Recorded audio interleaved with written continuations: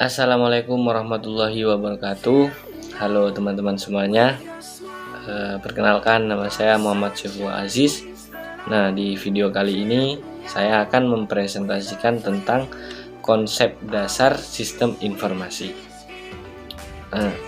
Langsung saja ya. Sebelumnya kita harus tahu dulu 4 hal penting, yakni diantaranya yang pertama data, yang kedua informasi, yang ketiga sistem, dan yang keempat yaitu sistem informasi. Langsung saja kita masuk ke pembahasannya. Yang pertama yakni definisi data dan juga informasi. Nah, data sendiri merupakan kenyataan yang menggambarkan suatu kejadian-kejadian dan juga kesatuan nyata. Sedangkan informasi merupakan data yang telah diolah menjadi bentuk yang memiliki arti bagi si penerima dan bermanfaat bagi pengambilan keputusan baik saat ini maupun saat mendatang. Nah, data di sini merupakan bentuk yang masih mentah yang perlu diolah lebih lanjut. Data juga akan diolah melalui suatu metode untuk menghasilkan suatu informasi. Data sendiri bisa berbentuk simbol-simbol semacam huruf, angka, bentuk suara, sinyal, gambar, dan lain-lain. Nah, kita contohkan kartu tanda penduduk atau KTP. Di dalam KTP itu terdapat data-data dari warga negara Indonesia berupa nama, alamat, tempat tanggal lahir, golongan darah, dan juga lain-lain. Nah, data-data tersebut kemudian menjadi informasi berupa KTP. Outputnya berupa KTP. Selanjutnya, yakni definisi sistem dan juga sistem informasi. Sistem merupakan seperangkat elemen yang digabungkan menjadi satu dengan yang lainnya untuk mencapai satu tujuan bersama. Sedangkan sistem informasi merupakan sistem yang mempunyai kemampuan untuk mengumpulkan informasi dari semua sumber dan menggunakan berbagai media untuk menampilkan informasi. Contoh dari sistem sendiri yakni sistem komputer, sistem pencernaan, dan juga lain-lain. Selanjutnya yakni elemen-elemen sistem. Elemen-elemen pada sistem terdiri dari yang pertama yakni manusia, mesin, prosedur, ada dokumen, data, dan elemen-elemen lain yang terorganisir dari elemen-elemen tersebut. Nah, elemen-elemen sistem yang saya sebutkan barusan itu berhubungan satu sama lain, juga berhubungan dengan lingkungan sekitar untuk mencapai tujuan yang telah ditentukan sebelumnya.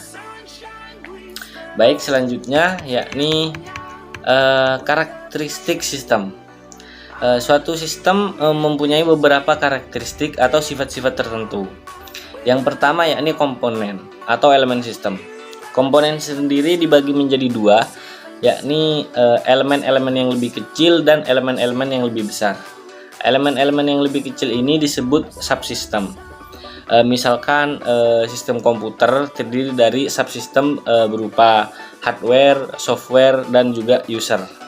Nah, elemen-elemen yang lebih besar itu disebut sebagai suprasistem.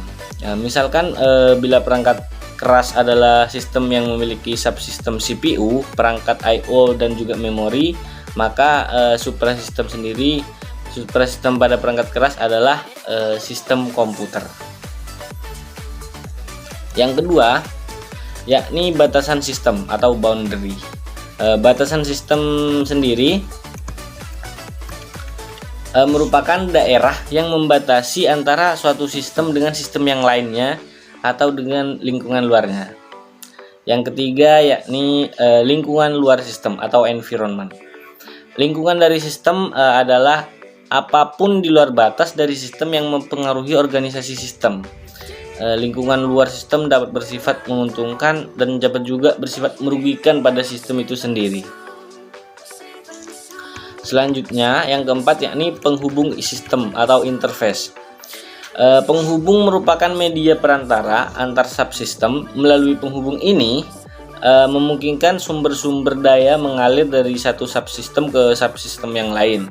Output dari satu subsistem akan menjadi input untuk subsistem yang lainnya dengan melalui penghubung atau interface. Yang kelima yakni masukan sistem atau input. Masukan adalah energi yang dimasukkan ke dalam sistem. Masukan dapat berupa maintenance input dan juga sinyal input. Selanjutnya yang keenam yakni pengolahan sistem atau proses.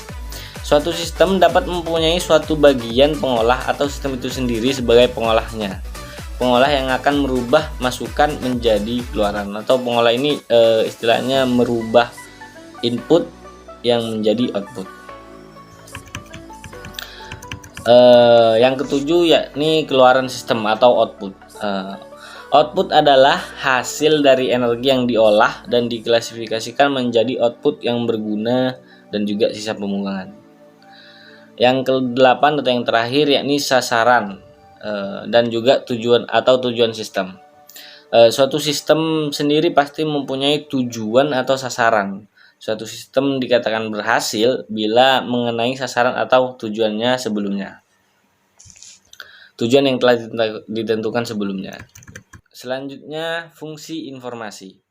Adapun fungsi-fungsi informasi adalah sebagai berikut. Yang pertama, untuk meningkatkan pengetahuan bagi si pemakai atau user. Yang kedua, untuk mengurangi ketidakpastian dalam proses pengambilan keputusan pemakai.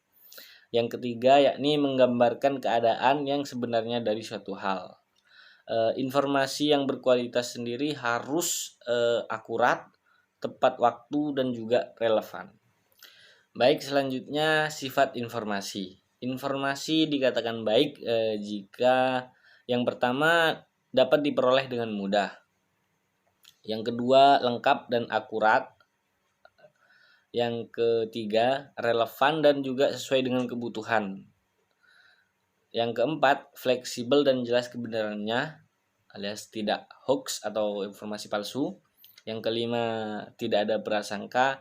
Dan yang keenam dapat diukur baik dari pemasukan dan juga pengeluaran dari informasi tersebut. Baik, segitu saja yang bisa saya sampaikan. Kalau ada kata yang salah mohon dimaafkan. Wabillahi taufiq wal hidayah. Wassalamualaikum warahmatullahi wabarakatuh.